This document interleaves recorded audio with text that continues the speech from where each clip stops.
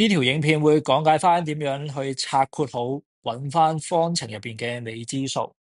咁我哋今次見到條題目個未知數喺左手邊同右手邊都有啦。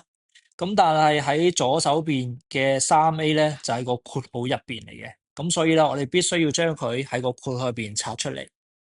咁唔少同學都知道要寫成7乘以 3A 噶啦。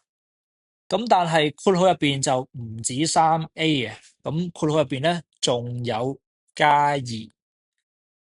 咁拆括號嘅正確步驟咧，就係要將括號外邊嘅嘢乘晒俾括號入邊嘅嘢。咁所以啦，除咗乘 3A 之外咧，7仲要乘埋俾個2嘅。咁呢個先係完整嘅拆括號步驟。咁右邊就照寫啦，3減 A。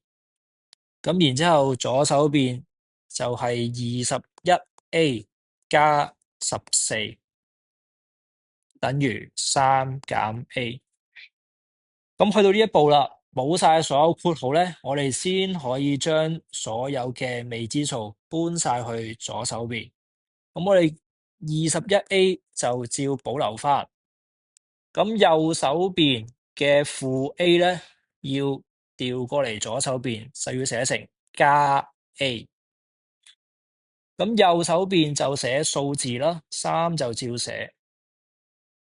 咁而個14咧，同樣地都係要調過嚟右手邊，所以就要寫成減14。咁下一步就係 22A 等於負11。咁然之後再將22調過去變除啦，所以就可以得出負11除以22。咁最尾就要進行化簡啦。咁所以最終答案咧就係負1/2。